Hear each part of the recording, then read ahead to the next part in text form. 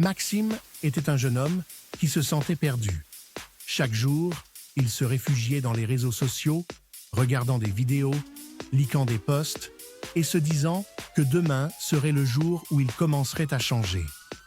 Mais le lendemain, il recommençait la même routine, repoussant toujours ses rêves et ses responsabilités. Un soir, après une journée particulièrement monotone, Maxime s'endormit sur son téléphone. À son réveil, il trouva une lettre mystérieuse sur son bureau. Une lettre qu'il n'avait jamais vue auparavant. L'enveloppe portait son nom. Et lorsqu'il l'ouvrit, il fut surpris de voir que la lettre était datée de 10 ans dans le futur.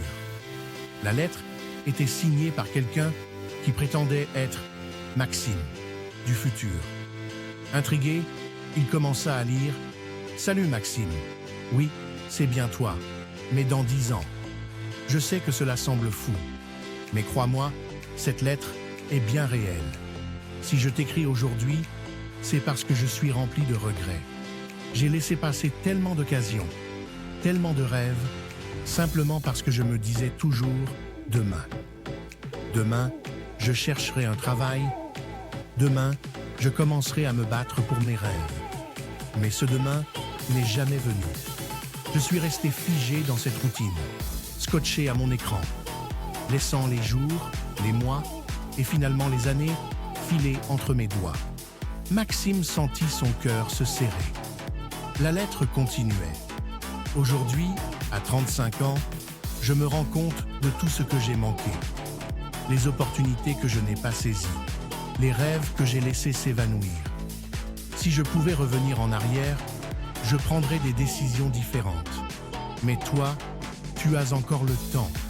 Tu peux choisir d'agir maintenant, de prendre ton destin en main, de chercher ce travail, de poursuivre cette passion.